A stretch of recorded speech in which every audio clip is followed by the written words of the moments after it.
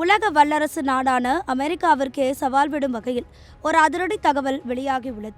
கடந்த ஏப்ரல் மாதம் ஈரானில் சுட்டு வீழ்த்தப்பட்ட அமெரிக்காவின் அதிநவீன F-15 போர் விமானம் சீனாவில் தயாரிக்கப்பட்ட ஏவுகணையால் தான் வீழ்த்தப்பட்டது என்கின்ற உளவுத்துறை அறிக்கை இப்போது வெளியாகி பரபரப்பை கிளப்பியுள்ளது.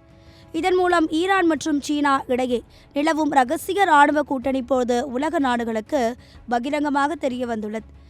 F-15E ஸ்ட்ரைக் ஈகிள் ரகத்தை சேர்ந்த இந்த விமானம் நடுக்கடலில் சுடப்பட்டதைத் தொடர்ந்து அமெரிக்கா தனது முழு பலத்தையும் திரட்டி ஒரு பிரம்மாண்ட மீட்பு பணியை நடத்தியது.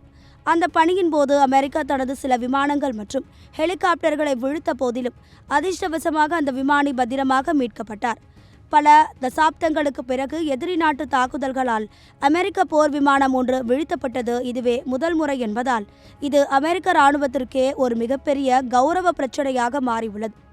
இந்த விவகாரத்தில் சீனாவின் பங்கு ஏவுகணையோடு மட்டும் நின்றுவிடவில்லை. அமெரிக்காவின் கண்கள் என வர்ணிக்கப்படும் ஹெஸ்டல் போர் விமானங்களை கூட கண்டறியக்கூடிய அதிநவீன ஏர்லி வார்னிங் ரேடார் தொழில்நுட்பத்தையும் சீனா ஈரானுக்கு வழங்கியுள்ளதாக NBC நியூஸ் செய்தி வெளியிட்டுள்ளது. ரேடார்களில் சிக்காமல் பறக்கக்கூடிய திறனுக்காக பல ஆயிரம் கோடிகள் செலவழித்து உருவாக்கப்பட்ட அமெரிக்காவின் அதிநவீன விமானங்களை சீனாவின் இந்த தொழில்நுட்பம் மிக எளிதாக காட்டி கொடுத்து விடுகிறது.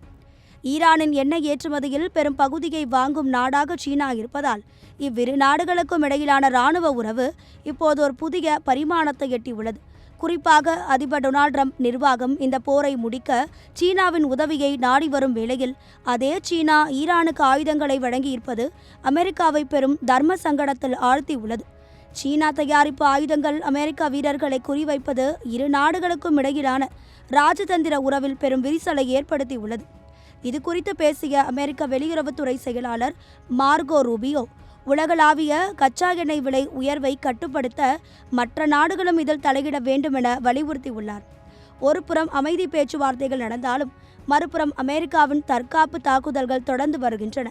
வல்லரசு நாடுகளின் இந்த நிழல் யுத்தம் மத்திய கிழக்கு பிராந்தியத்தில் ஒரு மிகப்பெரிய போர் பதற்றத்தை ஏற்படுத்தியுள்ளது.